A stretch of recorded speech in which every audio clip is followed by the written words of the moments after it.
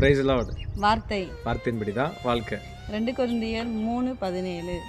கர்த்தரே ஆவியானவர், கர்த்தருடைய ஆவி எங்கேயோ அங்கே விடுதலையும் உண்டு. ஆமென். இந்த நாளில் இதை பார்த்துட்டு இருக்கிற உங்களை பார்த்து ஆண்டு சொல்லுகிறா, உங்கள் ஆத்துமாவில், ஆவியில், சிந்தையில், மனசில் எங்கே ஆவியானவருக்கு இடம் கொடுக்கீங்களோ அங்கெல்லாம் ஆவியானவர் விடுதலை கொடுக்க வல்லமை உள்ளவராக இருக்கிறார். ஆமென்.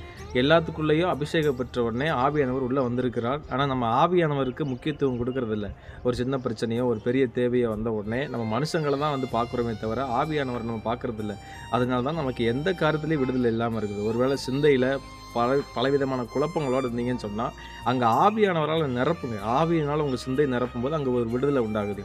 விசேஷமாக உங்கள் நாக்குனால் எல்லா பாவத்தையும் செய்கிறீங்களா, உங்கள் வாயினால் கெட்ட கெட்ட வார்த்தையினால் மற்றவங்களை தூசிக்கிறதுனால அது பண்ணிங்கன்னா அங்கே ஆவியானவருக்கு இடம் கொடுக்கும்போது, ஆவியில் நிரம்பி ஜெபம் பண்ணும்போது அங்கே ஒரு விடுதலை உண்டாகுது. மனசில் அப்படித்தான் பலவிதமான பாரங்களோட கலக்கங்களோடு இருந்தீங்கன்னா அங்கே ஆவியானவரால் வார்த்தையினால் தியானிக்கும் போது அங்கேயும் விடுதலை கொடுத்து அவருடைய ஆவி எங்கேயும் அங்கே விடுதலை உண்டு அப்படி சொல்லுகிறாங்க. ஆமேன். God bless you.